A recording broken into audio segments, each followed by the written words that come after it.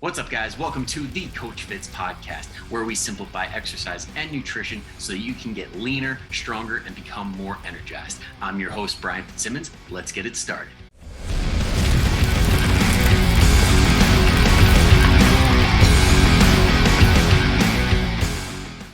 Okay, we are live. Let me just scoot this back a little bit, get a little closer to my mouth so you can hear me a little bit better.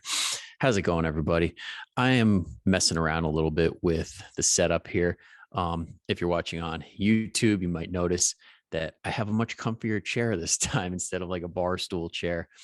I'm trying to set a little comfier of a mood, give my butt a break because the last one, the one that went out on Monday was about 40 minutes, but when I was actually doing it before it got trimmed down and edited, it was like 45. So not easy to hold that position for that long. Hopefully this couch setup feels much nicer.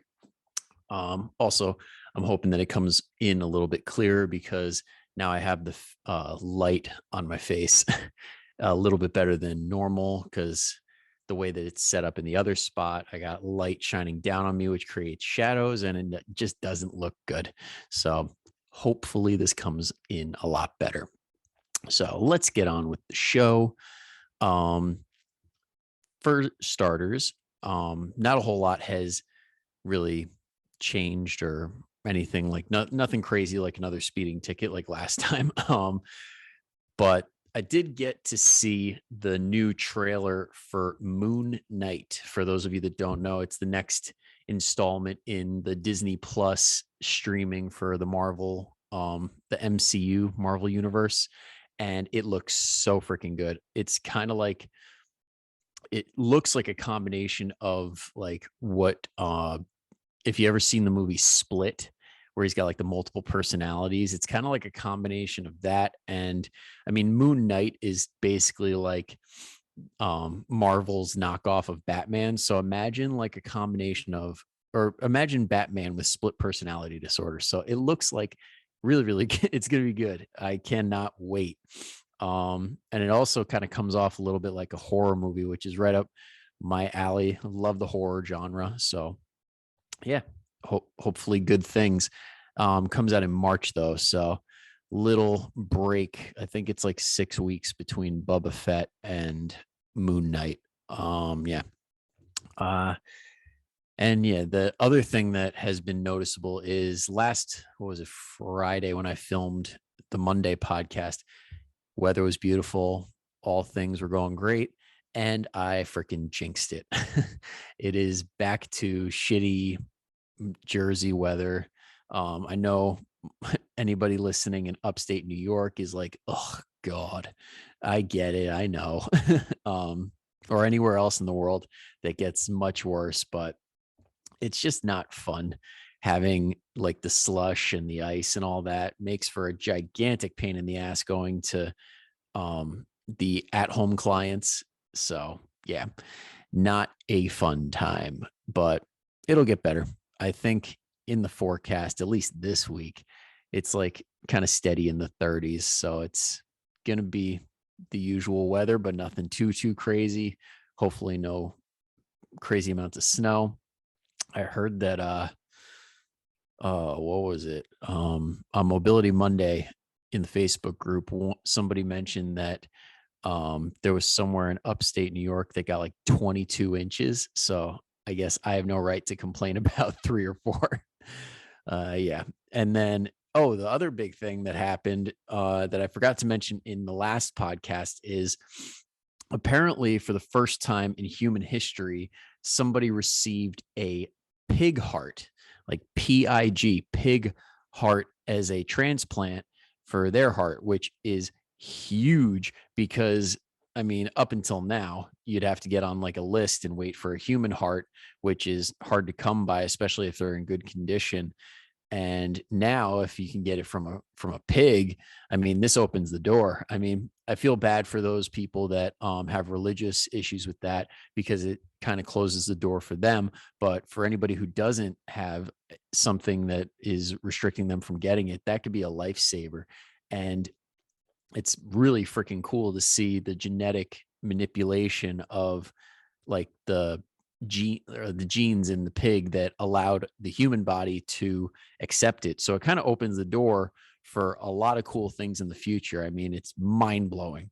I was just talking with somebody the other day about like technologically, just like talking about like video games. Like when I was like 10 years old, like the Nintendo 64 was out, maybe a little younger than that, but like to see how far we've come from like N64 to what is now like the new generation consoles like PS5 and all that wireless virtual reality. Like when it comes to medicine, if medicine and technology are both exponentially improving, which I'm pretty sure is the case, this is insane. Cannot wait for the next 20 to 30 years just to see what comes up. And even further than that, can't wait to be that old guy that's like, back in my day, we had wires for everything, or we had to use real hearts. But yeah, very, very exciting. So on with the show. On to the next thing. We're going to talk about three things today. We're going to be talking about the mental benefits of exercise, why 10 pounds of weight loss and 10 pounds of fat loss are very different, and the best tip that you can get and the biggest thing that you can focus on to improve all of your lower body lifts. So let's start with the mental benefits. Reason I wanted to talk about this is because as people are progressing in their diets and they're realizing, is this a short-term plan or a long-term plan? Like one of the things that you got to think about is what's going to keep me coming back? What's going to keep me on the path and wanting to do this for the long term? Because a lot of people are just gutting it out, like waiting for that finish line. And that's a setup for failure. Because if there's a finish line in your head, like, oh, I'm just going to work out and eat right until this date, and then you plan on going back to old habits, when you go back to what you were doing, you're going to go back to how your body was.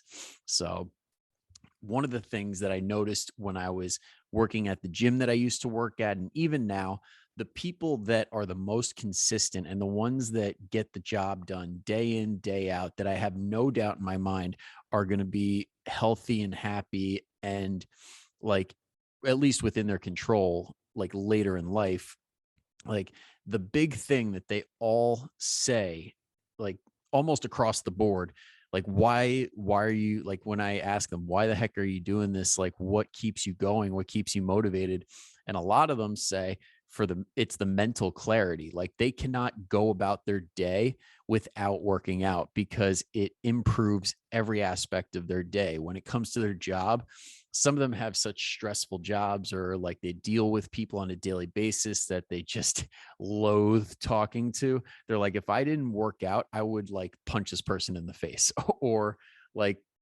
the people that like work a really, really like long job that mentally just drains you, like getting that little bit of kick of energy in the morning or like in the middle of the day, like that breaks up your day, makes a world of difference. And let's say for the people that I've worked with that don't necessarily have like a super like stressful job, it improves the way that they like talk to people, whether again that be at their job or when they come home and they see their family. Like they're just happier people and they're just in a much better mood, much clearer state of mind, because it's very easy to get in this rut of like just this always having this pent up energy, which can turn into anxiety and fester into a couple of different things. Like I know right now, my girlfriend is absolutely killing it, like doing an amazing job getting into the gym 3-4 days a week.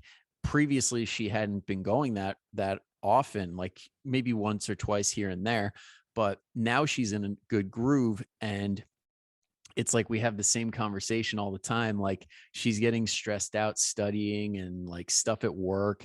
And I'm like, it would make you feel better. And she's like, shut up. And I'm like, if you come with me to the gym, you could get out some of that energy. And she's like, I hate you right now. And I'm like, come on, it'll be good. And then it's like kicking and screaming the entire way. We get there. she gets in her zone, throws the headphones in, like goes on the elliptical or does the lifting program that I gave her. And then we finish and I give her that look like, hmm. And she's like, all right, I'm not giving you the satisfaction. No. And then she like gives a quick smile and I'm like, all right, she's feeling better. So if anybody has like any like a spouse or a significant other, or even a kid that you could tell they're just like a ball of energy about to explode, like getting them in the gym can make a huge, huge difference. It can really relieve that tension, even for a brief moment. Like for some people, depending on how their day is, if they're constantly getting bombarded with stress, yeah, it's not going to take away all of it. But that brief moment in time where like you don't have to think about anything, it's amazing. So like I was working with a guy on Friday and he stopped mid session and he's like, it really just feels good to be so focused on the exercise that we're doing because then every appointment, every like thing that I have to do today is out of my head. Like I don't have to think about it for that brief moment in time and it feels so good. And I'm like, yes, that's the connection that we want to make. That is the big breakthrough right there. Like losing weight, gaining strength aside, the mental benefits are the big ones. That's the stuff that really, really changes your life and how you see how you react during the day. Just so many good things to come of focusing on mentally zoning out and focusing on what's in front of you rather than what's to come. Um, I think that hit all the topics on that I wanted to hit. Yeah, I'm not gonna beat it to death. Just one of those things that you don't really realize when you start working out, but then you start doing it and you're like, oh wow, this feels really good. Um, and it doesn't have to be a crazy workout like we were doing lifting weights, but like this is like the people that go out for runs and they get like that runner's high. Awesome. Awesome. Any form of exercise that can get you into that mental state of like focusing on just the exercise is incredible. Find the right one for you and you will be amazed at how good you feel. On to the next thing, which is I feel like this might have perked up a couple ears in the beginning, is why 10 pounds of losing weight and 10 pounds of losing fat are very, very different. So, what I mean by this is when you lose weight, that is not guaranteed fat. And depending on how you're working out, depending on your nutrition, it could be very much or very little fat being lost and a lot of lean body mass being lost. Sorry, I got to rephrase that. You when you lose 10 pounds of weight, you're probably not losing as much fat as you think you are. When you lose 10 pounds of fat, you're not losing as much weight as you think you are. And I'll explain a little bit more. So let's say I'll paint the picture here. Let's say you're only doing diet. Like you see those dumb arguments on Instagram or whatever, and you see people say, oh, it's all about diet. Oh, it's all about workout. Oh, it's X percentage of this and that. And it's like you just decide, okay, I'm going to do the diet only. And so you hop on the diet, and we'll say 10, 12 weeks later, you're like 10 pounds down. And you hop on the scale, you see that 10 pounds, and you're like, all right. What happens there when you don't include exercise is your body gets rid of, like, it's very efficient. And when your body's efficient, it's very good at storing things like fat. So when you do lose that weight, more times than not, it's going to be muscle that goes first because muscle is very expensive on the body. When your body is trying to maintain muscle, like it requires a lot of calories because it's just your muscles are more metabolically active than fat tissue. So that's usually first to go. And then let's say your diet does not support like a healthy composition and say you're low on certain things like calcium or something like that. And all of a sudden now your body is pulling from your bones to get what it needs. So now you're losing bone mineral density. And now you're getting into a place where you could potentially even become like osteoporotic or something like that. That's worst case scenario. But these are real things that can happen, because going on extreme diets and going on and losing a lot of weight does come with potential side effect of losing bone mineral density and leading to things like osteoporosis. But on the flip side, let's say you lost 10 pounds of weight, or sorry, 10 pounds of fat, because not only did you do diet, you also included resistance training.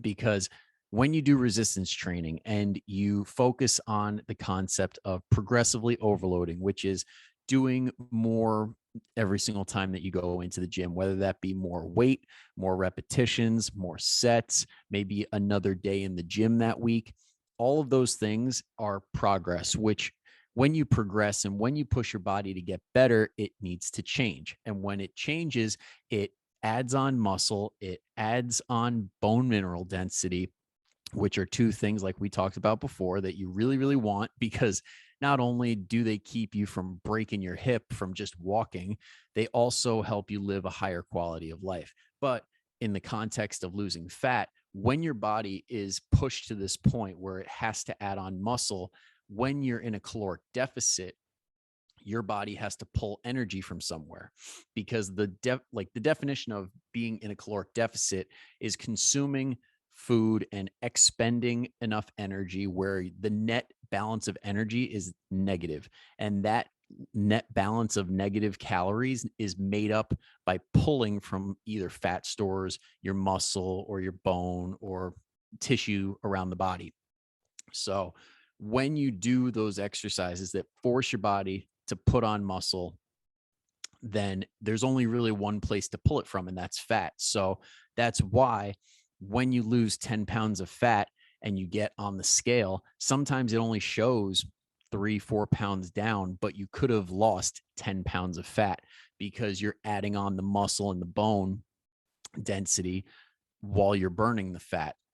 And when you look in the mirror, it's going to be vastly different. So when you lose the 10 pounds of weight without the exercise to follow, you really are just becoming a smaller version of yourself. So yes, you are lighter, but your body composition won't change. It's going to be you in a smaller version. So if you're going for like a toned look, that just won't happen because your body doesn't have a reason to tone up, to drop body fat and show off any muscle. But when you do the exercise to support the diet and you have that muscle underneath, that's where the skin starts to to look a little bit more firm. That's where you show off the muscle that you have been working so hard for. That's where you start seeing the shape in your arms. That's where you start, like, if you push it far enough, that's where that pouch on your belly starts to disappear and the love handles start going away. Like, I know I'm using this language and like, I'm not a big fan of critiquing people's bodies, but I'm just laying out the picture so like you can get a good visual of what I'm talking about. So if a better body composition is your goal and you're not just trying to lose weight, you're actually trying to feel better and to look more toned, that's the way to go. You want to include the resistance training so that you have something to show off and you're not just becoming a smaller version of yourself on the way to like what some people would call like a skinny fat physique. Like, that's something that if you're trying to tone up, that's not the direction you want to go. So do those resistance training exercises, focus on progressing over time, and that's going to yield better results if the goal is the toning. Um, did I miss anything there? Yeah. So, yeah, just remember, if you're not losing the weight on the scale, don't be discouraged. I've seen many people drop a lot of inches and not lose a pound. So, if you're going to start your weight loss journey or say you're in it already, go ahead and get some body measurements like around the waist, around both thighs, around both biceps, and that'll give you a good idea of how you are like baseline, and then measure again 4 to 8 weeks later, and you'll be amazed at the difference between measurements and how it reflects on the scale. Let's see. Next and last but not least is, what do we got? Oh, the best tip for all lower body exercises. Now, when I say all lower body exercises, I mean any lower body exercise that is like a free weight exercise, or you use the barbells or dumbbells, cables, any of that stuff that requires you to keep contact with the floor. And what I'm going to be talking about is the concept of the tripod foot. Now, when like back, what, 10, 20 years ago, a lot of people were hammering home that concept of like smashing your foot into the ground and like pressing, like flattening your feet into the ground. But now that we know better, we can elaborate on that a little bit and get a little more context around it. When you're doing like a squat or an RDL or a deadlift or anything, what we want to aim for is the tripod foot, which is your big toe, like the ball of your big toe, the ball of your pinky toe, and your heel being in contact the entire time you're doing the movement. So you're not losing any contact. What happens a lot of times when people first start to learn how to deadlift or to squat, like we really, as trainers, we cue pushing the butt back, which is really good because a lot of people can't really engage their glutes and hamstrings just yet. And most people are very quad dominant. So the in the process of learning that motion of the hips, sometimes more times than not, you'll see the toes start to come off of the ground because they're sitting so far back, and that's when you've kind of gone too far. um, but when you keep those toes anchored into the floor and you get the hips moving back, you get, not only does the movement quality improve, you also get a lot more core activation out of that, because one of the hidden secrets of the core is actually the big toe. So if you want to know what I'm talking about, stand up right now, wherever you're at, or if you're driving, don't stand up. But when you get out of the car, or if you're at home right now listening, get up on your feet and now get as tall as you can. Now, what I want you to do is to make sure your feet are flat, and now take your big toe and on both feet and push it into the ground as hard as you can. And you're going to feel your abs start to tighten up a little bit. So that's the key to the abs. Okay. For people that like struggle with like pelvic floor stuff, like this can be a very, very big help, and it can develop over time so that you get your core nice and strong, which will only help when it comes to lower body movements, when it like you're trying to add strength and improve form. By the way, you could sit down now. That was it. um, but yeah, when it comes to performance in like squatting or deadlifting, doing that over and over and over again is not only going to build strength in the core, and you'll feel it like in your calves and your feet. Like you will notice your feet start to develop a little bit. But it also improves form without even thinking about it. And what I mean by that is, when it comes to the alignment of your feet, your ankles, your knees, and your hips, when you do focus on that arch in your foot, like that active arch, which comes from keeping that tripod foot. Okay. We don't want that arch to be completely flat because that's not very stable. We want it slightly arched and active. So when actually, we're going to go back down, focusing on that foot. So this time, go to a seated position. So kind of like I am right now. While you're sitting down, get that tripod foot. And then you're going to take your finger and put it right under the inside of your foot towards the middle. And that area should be in the air. Now, not super duper high, like we're trying to arch it as much as possible, but it shouldn't be flat on the ground. So almost like if you were to take a bottle cap or a quarter and put it in the middle of your foot on the inside, it shouldn't be touching. That's how you know you have a nice active arch and your foot is engaged. And then you're going to notice when you do that, so relax your foot, and then now get it again and see how your knee kind of drifts outwards a little bit. That's what I'm talking about. When you have that active arch, your knee just naturally lines up, and that's the midpoint between your ankle and your hip. So if that's nice and straight, everything else is going to line up nicely, which is going to make your joints a lot stronger, because now they're lined up and they're in a more mechanically advantageous position. Look at that, me breaking out the super smart words. Um, but yeah, that's basically why we're doing it. You want to get that active arch so that it lines up everything and you're stronger. And when you do that, it's going to keep your joints healthier, because you don't have any extra stress on any of the joints in a way that could piss it off. And yeah, only good things from there. Then you get the most development out of the muscles and you get stronger over time, which leads to good things. So I hope that that was entertaining. I hope that you got a little bit out of that. So yeah, practice it, show it off to your family, your friends, like, hey, I learned this on the podcast. And yeah, let me just make sure I didn't miss anything. Yeah, nailed it all. So in conclusion to this episode, um, focusing on the mental benefits and the stress relief that is associated with exercise can really help you in the long term and make your day significantly better. When it comes to losing weight, focus on burning fat, get that resistance exercise in. Don't do diet only if you're trying to tone up and look a certain way, because if you do just diet only, you're only going to be a smaller version of yourself. The body composition will not improve like it would if you did resistance training with your diet. And focus on that tripod foot. Okay, no flat feet, no super duper high arches, just an active foot, big toe, pinky toe, heel in contact with the floor, all the way up, all the way down on those exercises. So I hope that you guys enjoyed this episode. I hope you got some actionable tips that'll help you improve your lifting and your life.